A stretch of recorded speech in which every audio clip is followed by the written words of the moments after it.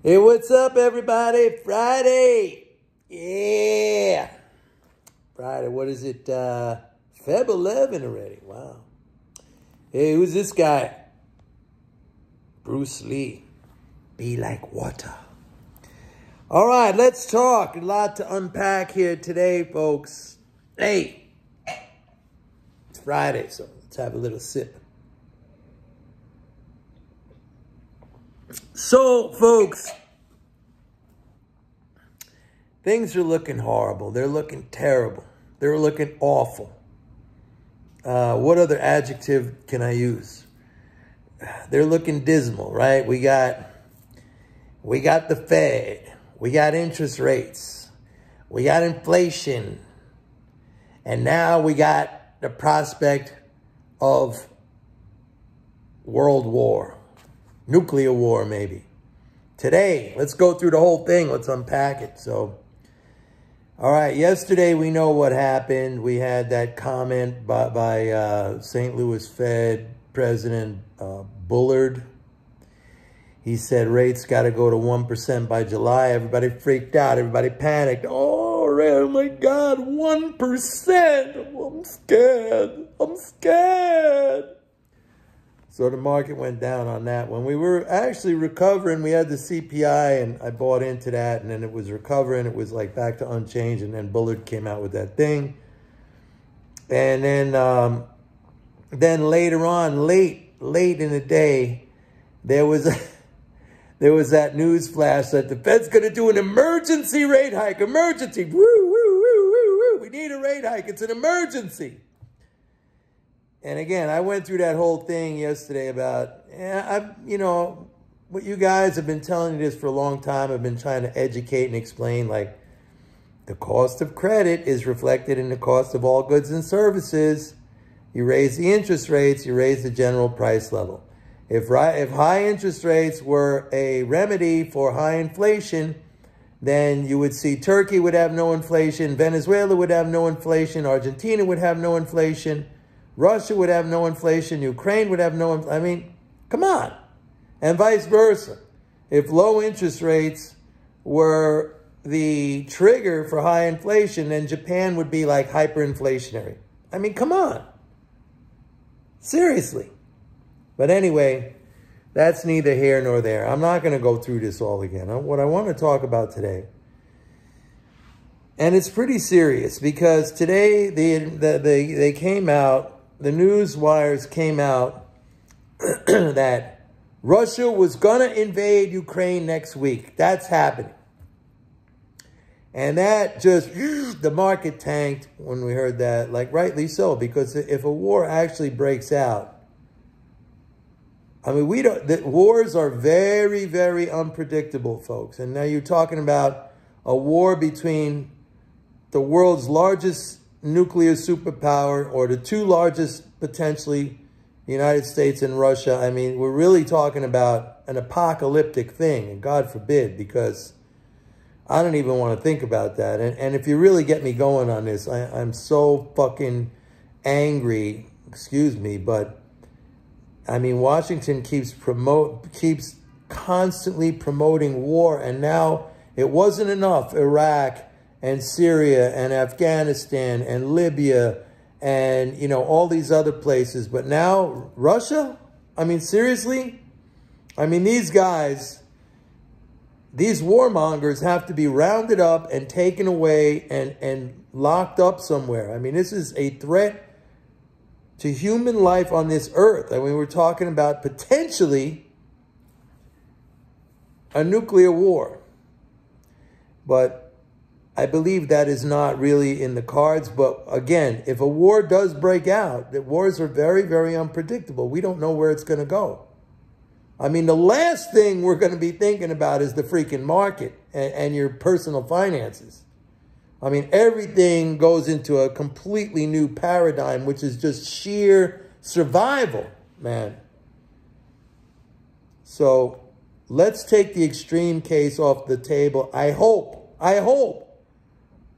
I have to say, like, a part of me, I don't know, maybe 25%, maybe a little bit less, 15% thinks like You know, we got to really be worried about that because these fuckers, they're pushing for this. I mean, there's been recent reports out of, you know, certain, what do you call it, like defense analysts or whoever saying, you know, a nuclear war against Russia is winnable. I mean, this is the kind of, you know, psychopathic fucking mentality we're dealing with here. All right. Let me calm down a little bit. Everything looks terrible. I'm going to get to the war thing in a second, but let me just say something. Everything looks terrible. I just listed it all. The interest rate situation, the Fed panicking potentially, although they didn't do that emergency rate hike today. The inflation, right? We got these truckers in Canada who are blocking the border. We have lumber prices limit up for 7 days in a row because nothing could come across. We got oil prices skyrocketing also because of these war fears. All right. Now, against that backdrop, and it's something nobody else is going to tell you except for me, we actually have a very, very strong fiscal situation. Now, you know, you might think, oh, here he goes with the fiscal when we got all this other shit going on. Like, what's he talking about? This is so meaningless, but it's not. You know, I try to approach this in a scientific manner. You know, I could be like everybody else and just, oh, there's a headline, let's sell. There's another headline, let's buy. Oh, the Fed's doing this, let's do it. I do not do that. And okay, and if you do that, you know, that's your thing. But anyone who's been with me for any length of time, you know that I try to distill this down into sort of a scientific method. And for me, the core thing for the economy of the United States is, you know, the fiscal situation that flows to everything, that flows to income, that flows to savings, that flows to corporate profits. And at the end of the day, the stock market is all about corporate profits. Now in January, and by the way, I have to just mention that today I saw the first news, maybe not news, but the first comments about the January surplus, which I've been telling you about, you know, for weeks and weeks and weeks, all during January. Somebody actually cited me in a Twitter post. Like, this caught everybody by surprise except Mike Norman. That's me. But anyway, they were talking about the January surplus, but we flipped big time back into deficit in February. This, you know, February, we're going to have like a 640 billion month. I mean, you got to go back to May, June of last year to see flows that high. I mean, that is really, really good.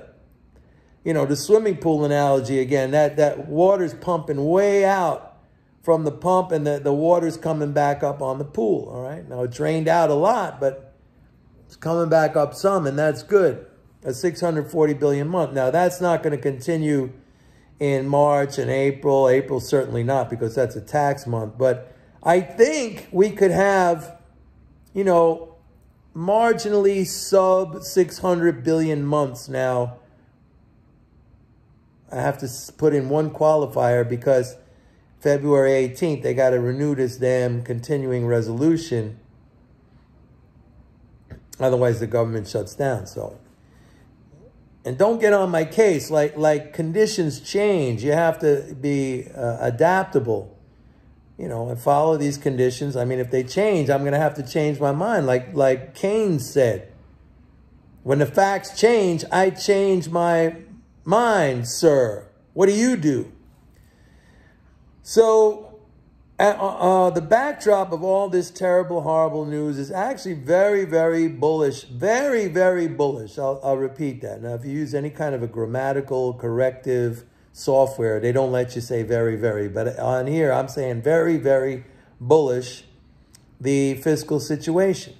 Number one. Number two, sentiment-wise, we are at high levels of bearish sentiment. So for me, as a contrarian, you know, you want to go against that. Now, war is a totally other situation. Like if war breaks out, then everything's off the table. I mean, we might end up going into God forbid what I said before, this mode of pure survival. I hope not. But getting back to the economics, I'm sorry, but it doesn't look that bad. It does not look that bad when you break it all down. And again, I try to go about this in a scientific manner. I look at the data. I'm not influenced by headlines. I'm not emotional in what I do. You know, I don't panic. I just let things play out, and I watch and see, you know, and I'm not looking to swing trade this way or that. I'm looking, you know, for the big macro picture. I always say, like, that's your roadmap, you know, like if you want to go somewhere, it's good to have a map to see where you're going so you don't get lost. What if you're in the woods, right? And you're hiking through the woods. You want to have a road map. You want to, oh, not a road map, but a map, right? You want to see where you're going. Otherwise, you get lost.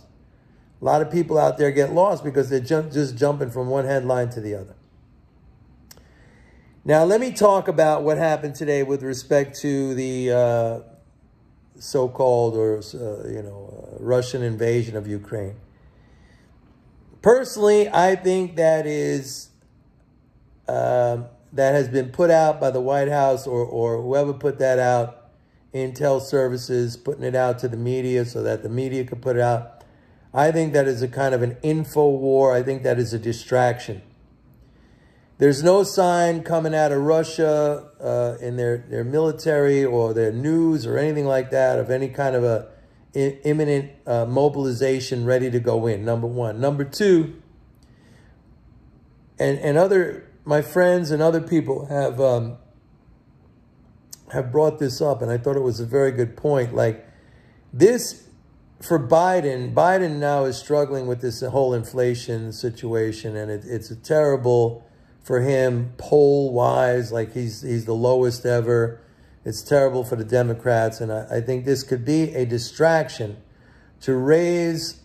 And don't forget, let me just, as a side note, a couple of weeks ago, they did the same thing. They said that a Russian invasion was imminent, and then they had to walk that back. And they're coming out with this again. Now, I think this is going to get picked up in the news cycle this weekend with all the weekend like Meet the Face the Nation and Meet the Press are going to be talking about this, and it's a way to distract from the inflation situation that Biden is facing right now. And again, me personally, I still think that it's not an inflation. It is a reaction to supply constraints, labor shortages, and now you got, like these Canadian truckers blocking the borders here. We had lumber prices limit up for 7 days in a row. I don't know if I mentioned that earlier. I forget. So it's a distraction. It's a distraction tactic, I think.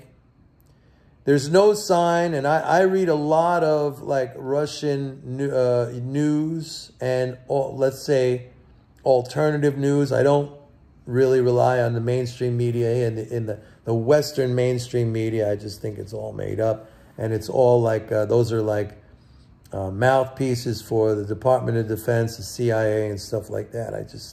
You got to have a broader perspective, and I just, Russia had its chance early on last year before. The U.S. and the NATO has been supplying Ukraine with a lot of heavy military and defensive weapons, and they had their chance. I only think it would happen if you see a Ukrainian move into the Donbass, into eastern Ukraine.